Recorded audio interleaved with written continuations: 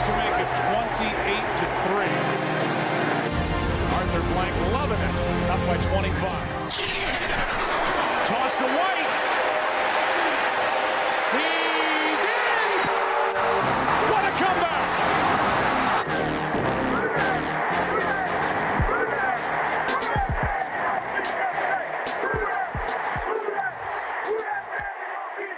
All right, welcome to another episode of the 28-3 podcast. We're all in a solemn mood after yesterday's performance. I guess we'll go ahead and recap what happened, make it a short recap. I don't think we really want to relive that wonderful experience much more than we need to. But yeah. Nick, why don't you give us some thoughts on the game? What'd you see? What'd you like? I'm sure it wasn't much. There was not much to like, I don't think, except maybe Olave's first half. I think, the most disappointing thing to me, the offense reverting back to all the stuff we saw in the first 5-6 games in the red zone. And then the defensive line was a complete, meltdown. 230 plus, right around there, rushing yards. I guess if I had to pick a positive from that is they ran for 230 yards and somehow we still won time of possession and we sustained drives. I think we punted on the first drive and then we got inside their 40 on the subsequent 8 drives. But complete failure in the red zone once again cost us the game. In every different way imaginable. Juwan Johnson, offensive pass interference, Derek Carr, completely – that pass makes no sense in that situation. Even if it's not picked and run back, there's no way it's complete. Taysom's fumble at the 10. You got the false start followed by the holding call.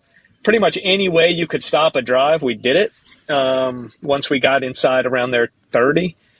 So, offense went backwards, which we thought was impossible, went even further backwards this week. It was terrible.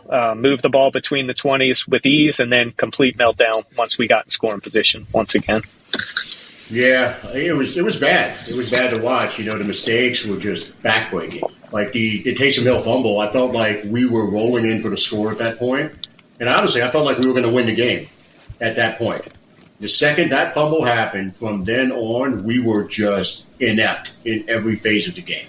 Defense just got gashed. It reminded me of the Saints-Bills game from, I want to say, like 6 or 7 years ago when we ran the ball like 14 straight plays or something like that on a single drive and just pounded the ball down the Bills' throat. Yep. I think it was actually more than that. Yeah, we just took it into our own hands. It reminded me of that, where just watching a defense be utterly helpless to stop what was happening to them. So, Corey, give us some thoughts on it, though. I'm going to pass it off to you, see what you got to say. Yeah, I mean, it's weird, right? Because it's the Falcons game. It's what was supposed to be a great Falcons hate week, and I think you said it last week where fuck you, Dennis Allen, for taking away what should be a perfectly great Falcons hate week. Like, we hadn't shown anything to that point to, make us think we could talk any shit whatsoever to Falcons fans, be it on Twitter or otherwise. But weirdly,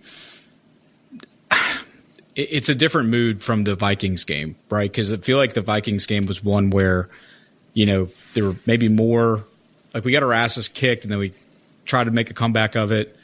This one, it's just like even more evidence of, this is who we are. Kamara's been on point all year in his pressers. I hate to put so much stock in post-game pressers, but at least he's one source of them where when you listen to him, I think you can get a good beat on reality. And he said it, we're just the only consistency we have is inconsistency. It's just another performance where, there were some – look, all those passes to Olave, it takes 2 to tango. Carr threw some good passes to him, maybe except for the very last pass he threw to him where the ball was located up high.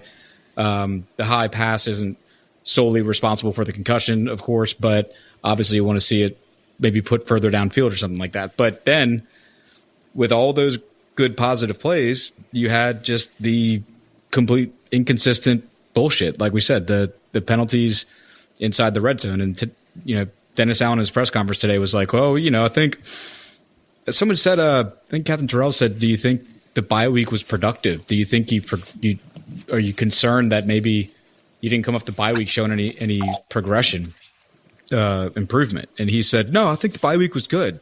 I don't think that. I think we improved. We just had some things not go our way. And it's like, dude, what are you watching?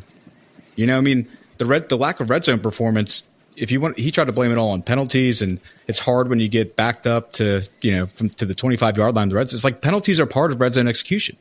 You have to do all of it, and it was just more of the same. Glimpses of some good stuff, but overall not enough to get it done. Yeah, I think the most irritating thing for me was listening to Derek Carr's explanation of the interception when he's talking about the safety, and he's saying, Bates, he made the wrong play. He made the wrong move. Talking like he was out of position. He's not supposed to leave. Not supposed to do that. Or he left his assignment. No, his assignment is to get the ball. Right.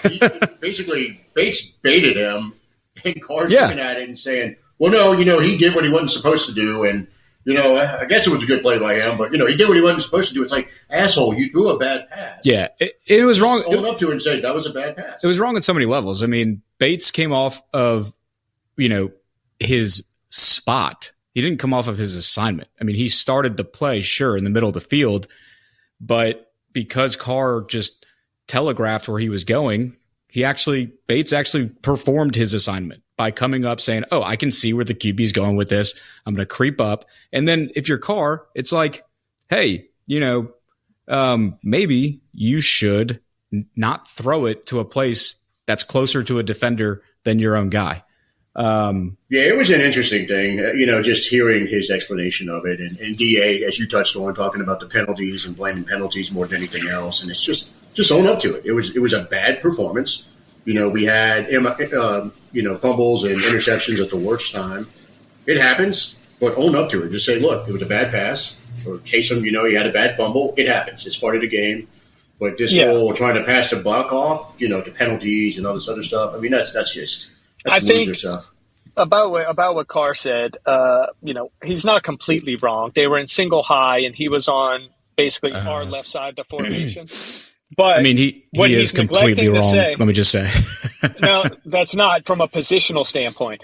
Still throwing the ball into that coverage is completely wrong. The guy was not open. It should have never been thrown, regardless of what Bates was doing.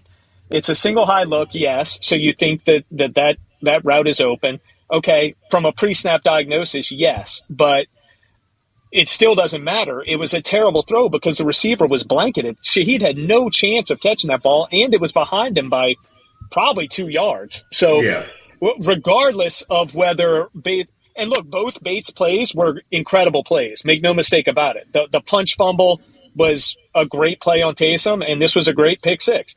It doesn't matter. It's still a mistake by Carr. So – they can both happen. It can be a great play and a mistake, and that's what it was. He screwed up. He never should have thrown that ball. There's no world where he can say that it was such an exceptional play that you just chalk it up to a good play for the defense. No, you threw it to a covered receiver, period. Yeah, and that's my point, though. It's like I want him to just don't even touch on anything about what Bates did. Just say it was a bad pass. I shouldn't have thrown it. Like, that's it. Leave it at that. He was doing that at the beginning of the season when he threw the bad interception for the first couple of games. And, you heard him say in the post-game presser, hey, that's on me. I was trying to force it, bad pass. Say that again. Like with the way the crowd has been turning on him, of late, it's not the best thing in the world to go ahead and start passing off the blame to other players at this point. I mean, just own up to it, man. The whole city's ready to turn on his ass anyway. I don't think I've talked to one person. That's already happened. It's already happened. He is persona non grata in New Orleans right now, man. I mean, I think if you look at the most hated person in New Orleans, it's probably Roger Goodell. Derek Carr is creeping up on him right now. Hey, but Dennis Allen and Derek Carr. DA and Derek Carr are like having a race right now to see who can catch Roger Goodell. It's kind of funny to watch. Yeah, it's not good. And I think, there's the things that he could say, but I mean, the game for him was a mix of, look, he had some good passes in this game. There were some throws that made you say, okay, can we just keep doing that? But then, you didn't have to wait too long before there was something wildly inaccurate. There was one, I forget what juncture in the game, but he had Rashid wide open on a crossing route, and he threw the ball so far behind him that Shaheed had to fall down to make the catch. It's like if you hit Shaheed in stride there, he's getting close to the 5-yard line, if not making guys miss. Yeah, hey, Nick, that's the play I was talking about. I think you missed it. I know you were driving. I went back and watched it. Yeah, I went back and watched it. I don't think he scores, but I agree with Corey. He gets you about 5, though. He's inside the 10 for sure. Yeah, so Carr had ball placement issues all day, and that was one of them. The interception, it wasn't intercepted because of ball placement. But it was poorly placed pass. I mean, the Falcons released their I'm going to call it a dumbass sky cam, even though if we did it, we'd say it was pretty cool. But just the sky level view of like from straight above of the interception. And you can see when the ball, like the moment Bates touches the ball, I mean, it is a full 2 yards behind Shaheed. Easily. I mean, almost to the point where if Carr had led him properly, it still wouldn't have been a good decision, but like Bates would have had a harder time catching it.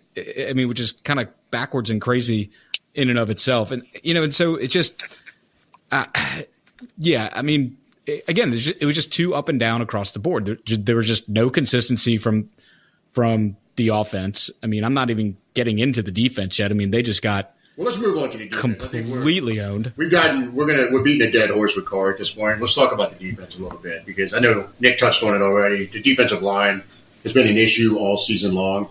Granderson got his new deal. He started off the season house on fire, and then now he's kind of tailed off a little bit. Cam's been non-existent. Raziz had his issues. Yep. Yeah, Cam's hurt now, ankle. Actually might miss a game. It's just been a mess from all levels on the defensive line. We have a new defensive line coach, and that's something you got to look at as well. Ryan Nielsen's in Atlanta, and Atlanta's got a top 10 defense right now. Yep. And their defensive line, these guys were firing off the ball. They were playing well. And, our guys this year, for the most part, save a few flashes from Granderson, have not looked good at all on the defensive line. And we talked about that, all three of us, in the beginning of the season. When you let Onyemata go, when you retool the whole, front four, we were worried about it. And it looked good in the beginning. We were like, Saunders and Shepard looked pretty good. And, Granderson was looking like a wrecker. And Cam was just kind of holding down the fort. And it's just not that way the last 5-6 weeks. It's been really, really bad. They're getting blown away.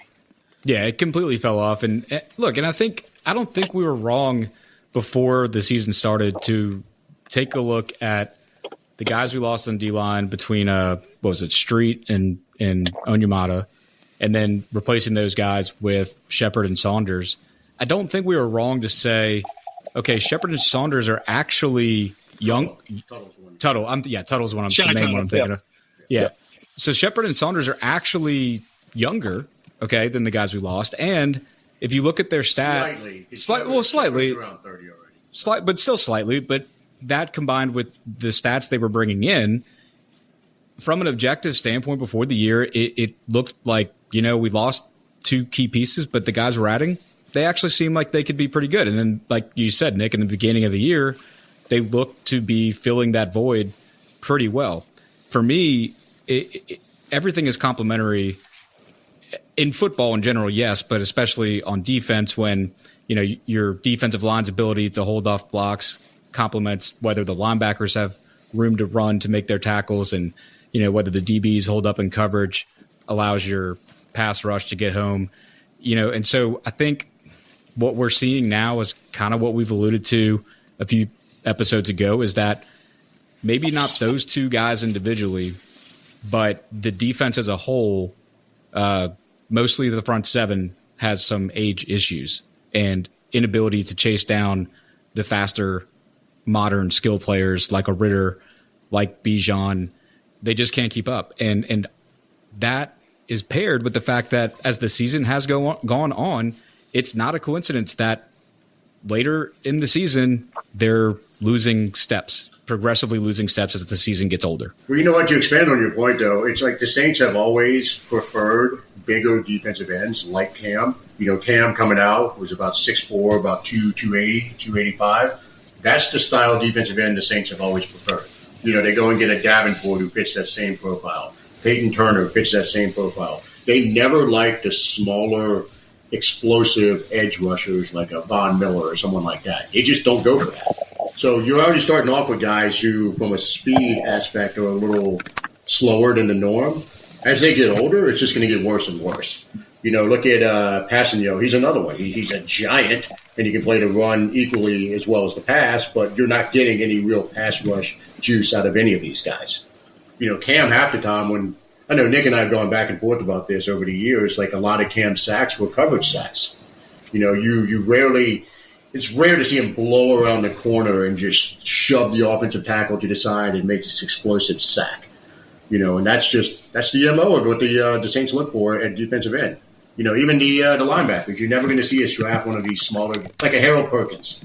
All three of us would love for the Saints to pick Harold Perkins, super explosive, bendy kind of edge rusher type of linebacker, and he will never get drafted by the Saints because the Saints will not pick someone who falls outside of their size parameters. Right.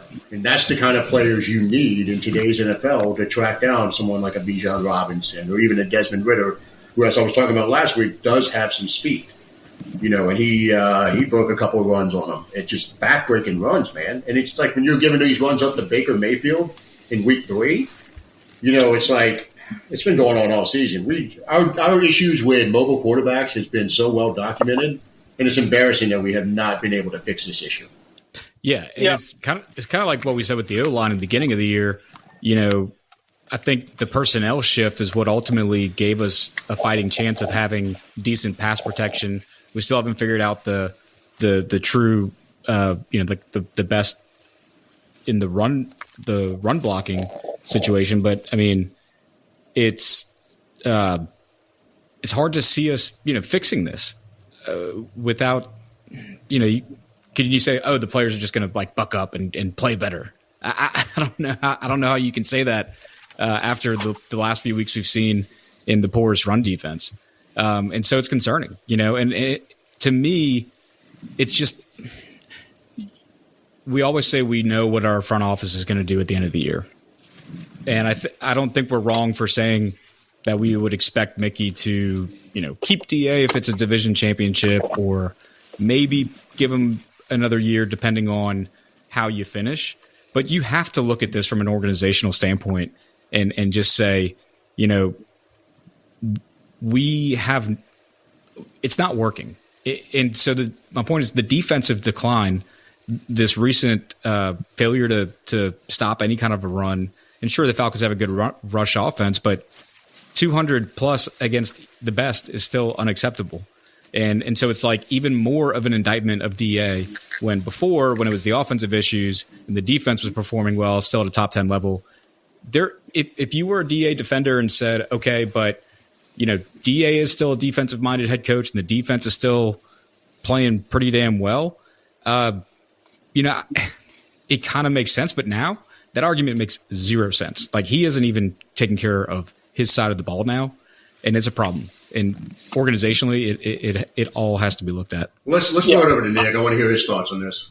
Yeah, what I was going to say about that is, and I think this, mostly agrees with what Corey just said, is I have more confidence in us figuring out the red zone issues than I do fixing the defensive line. I don't see how you fix players that just don't look talented enough, or don't work together in the scheme the right way or whatever. We have horrible lane discipline. That's where most of these QB runs are coming from, not sheer athleticism. It's like Max said, Baker did it to us. We're getting out of our lane. Our tackles seem to always be getting upfield in the pass rush, leaving these massive holes between the center and guard all the time. And every quarterback we've played over the last 6 weeks has taken advantage of that at least twice in the game. Lawrence killed us with it. Ritter did it. Baker did it. It's over and over and over again. And I don't see a fix for the D-line. I'm not super confident we can fix the red zone, but I think at least the one thing is you see the offense move the ball. You would think, okay, Taysom's not going to fumble inside the 10 every game. And if he doesn't do that yesterday, maybe the red zone, maybe we score there like Max said, and it's a whole different game. And we keep Taysom coming in inside the 20 like we've been doing and seen some success with that. At least there's some chance of a solution. the defensive line has gotten worse week after week, and it has not stopped. If you watch this game, even in pass protection, they were getting blown away. It wasn't close. And if not for what I think has been one of the most impressive secondary performances that we've seen in Saints history, this defense might be getting blown out every game. The secondary has been unbelievable. This week it was Honey Badger. It's been a Debo a few times. Lattimore's been locking it down. Without them being exceptional, this defense, they're still in the top 10 somehow, but that's all the secondary. And maybe if you want to throw DeMario in there as part of that, it's amazing they've even held it together with how bad the defensive line's been the last 6 or 7 weeks. It's been terrible. Yeah, I agree 100% with what you just said. The secondary has obviously been the strength of this team this year. Those guys have been lights out. There's nothing critical I can say about that position group at all. Now, the rest of the position groups, I can pretty much critique every single one of them in some form or fashion. But like you said, there's no solution for the defensive line issue. I know everyone was getting excited about Jason Pierre-Paul getting signed to the practice squad last week, and he was active yesterday. The reality is he's 34 years old. He's not going to bring much at this point. This team is what it is, and that goes from the defense to the red zone offense to every other part of the team. There's no new team that's going to come walking into the Superdome next Sunday. It is what it is. We are who we are. Everyone just needs to realize that. There's only 6 games left in this season. Yeah. 6. That's it. We're in the home stretch. So, for anyone expecting any miracles to occur in the next 6 games, I got a feeling you're going to be very disappointed come Christmas time. It's going to be a nice And piggybacking on that, Max, you and I were texting today, and this is basically 6 games for Derek Carr and Dennis Allen's career. Yep.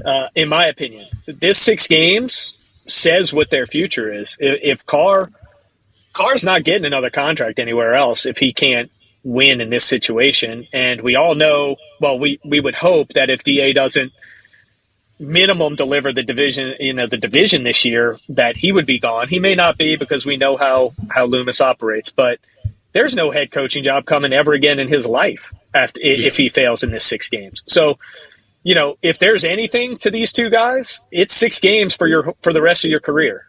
That's it.